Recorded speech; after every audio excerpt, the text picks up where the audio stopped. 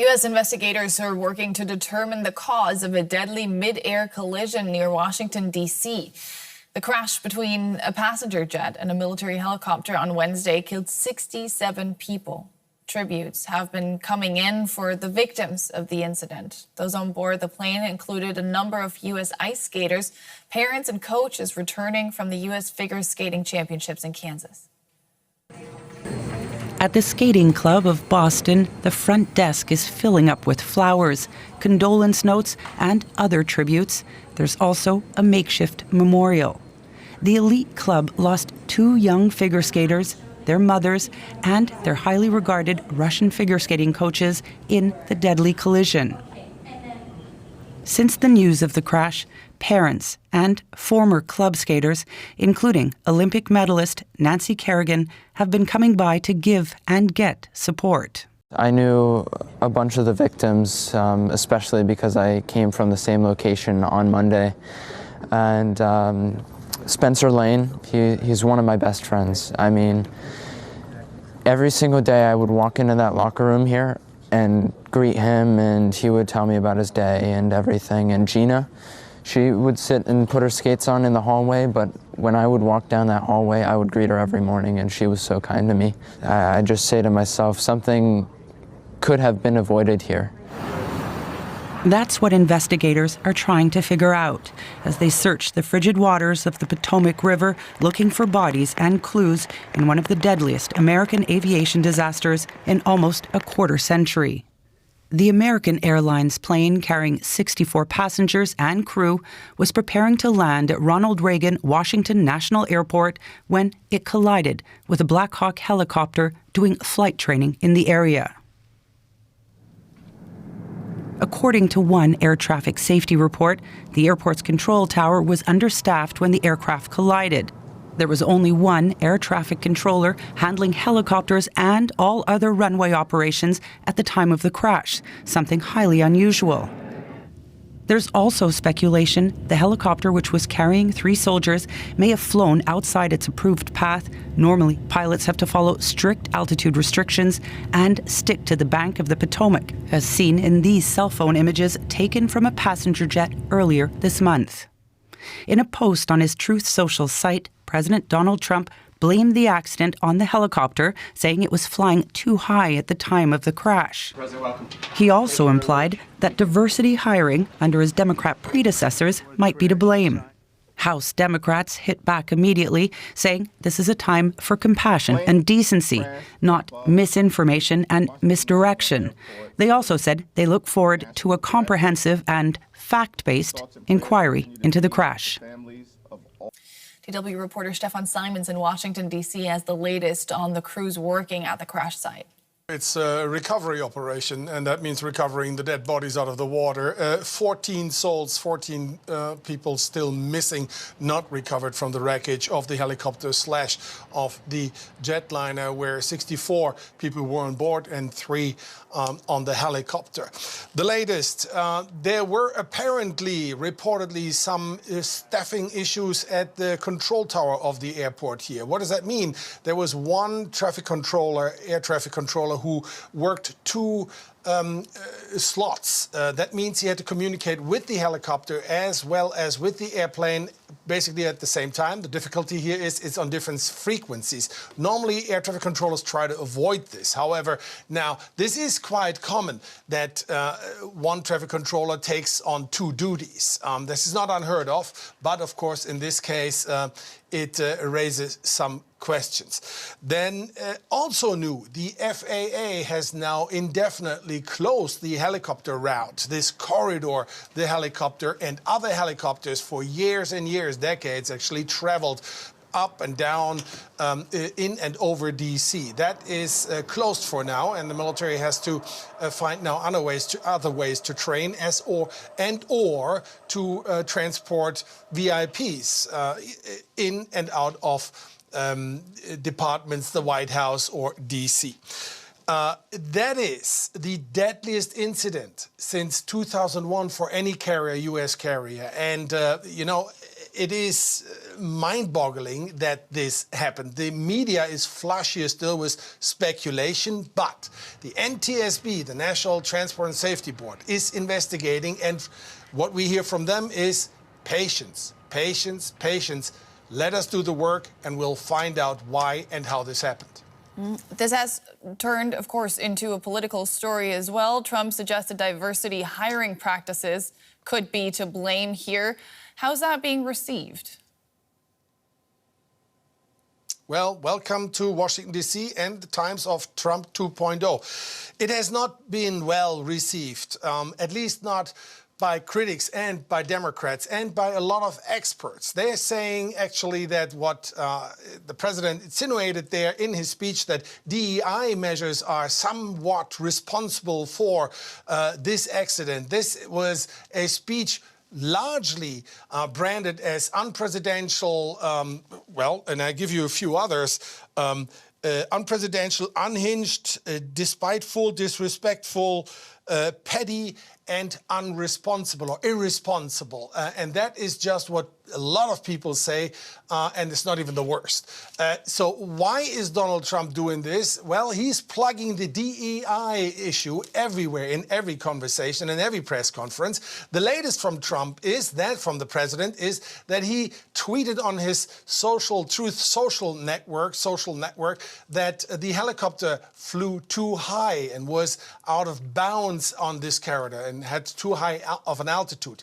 Again, caution, NTSB, those are the experts. This is the creme de la creme of air traffic incident inspectors and investigation all over the world. They are it. So they say, and every expert you ask says the same thing. Patience, wait for a preliminary report, a final report. This can take a lot of time, but it is what the victims and the families and loved ones of those victims need the most. Clear, factual information when it's time, when it is ready. That's Stefan Simons in Washington. Many thanks.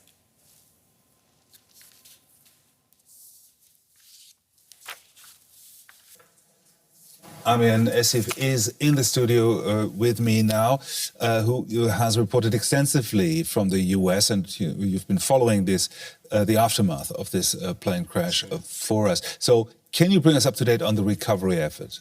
Well, tragically, Gerhard, the recovery efforts are now mostly about recovering parts of the plane to make an investigation into what happened here, because it's known that the 64 passengers and crew aboard the American Eagle jet and all 3 soldiers aboard this helicopter, Black Hawk military helicopter, have died. Now, the plane landed in waist-deep water. It was icy cold, but the assumption here is that most people died in the crash anyway, and they haven't been able to recover the bodies. We've been hearing reports that there were many ambulances on the scene, but most of them have left now. So the 300 workers who were there are mostly just trying to recover parts of the plane in this shallow water in the Potomac River.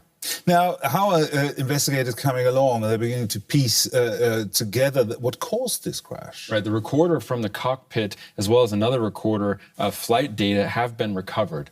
So the investigation can go forward. The authority that is doing that investigation, the National Transportation Safety Board, has announced that they're going to release a preliminary report within 30 days.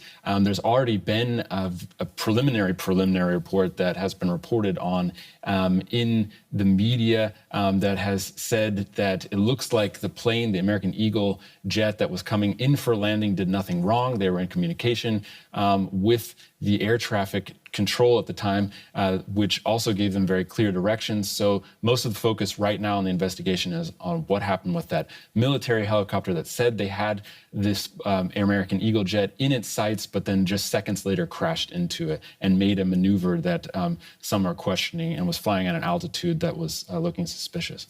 Now, President Donald Trump has also gotten involved in the debate over what might have caused the disaster, though perhaps in a somewhat unexpected manner. Let's hear what he had to say.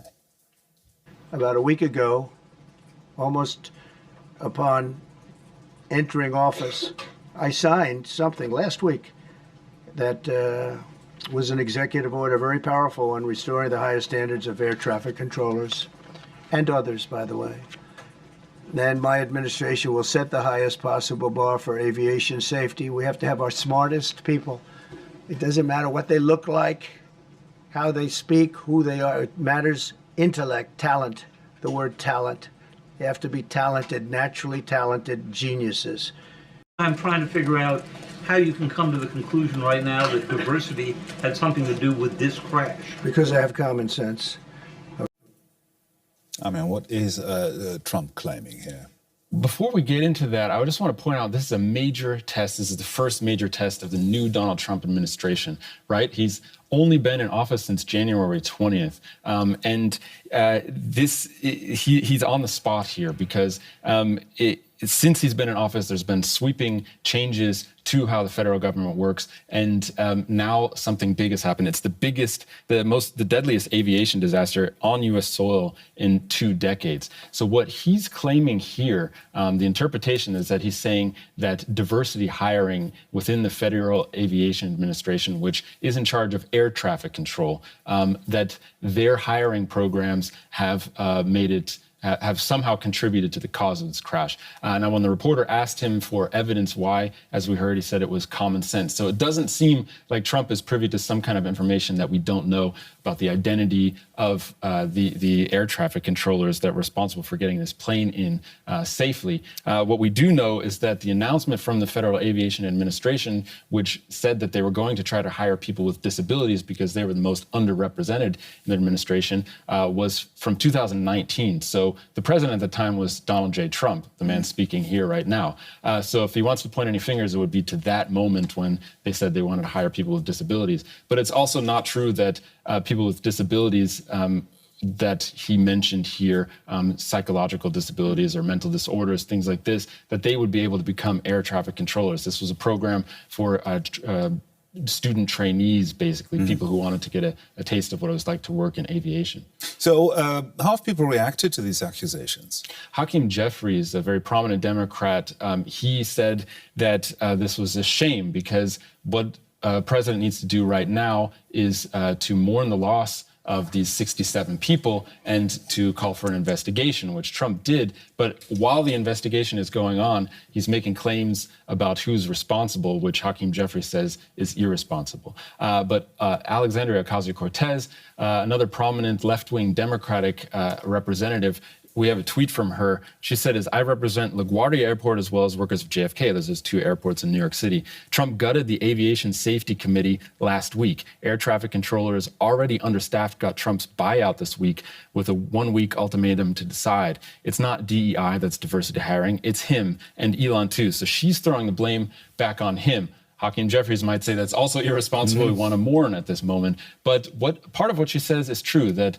Trump seems to be troubled by the fact that what he is doing, the first major act, was to downscale the federal government. And one thing that came out of this aviation disaster right now is that the FAA and the air traffic controllers are understaffed. In that tower, there was about 30% fewer workers than there should be, even according to the administration's own standards. So as Trump is trying to cut the federal government, a lot of people are saying maybe that's not the safest thing for this country. DW's Amien Essif there. Thank you very much, Amien.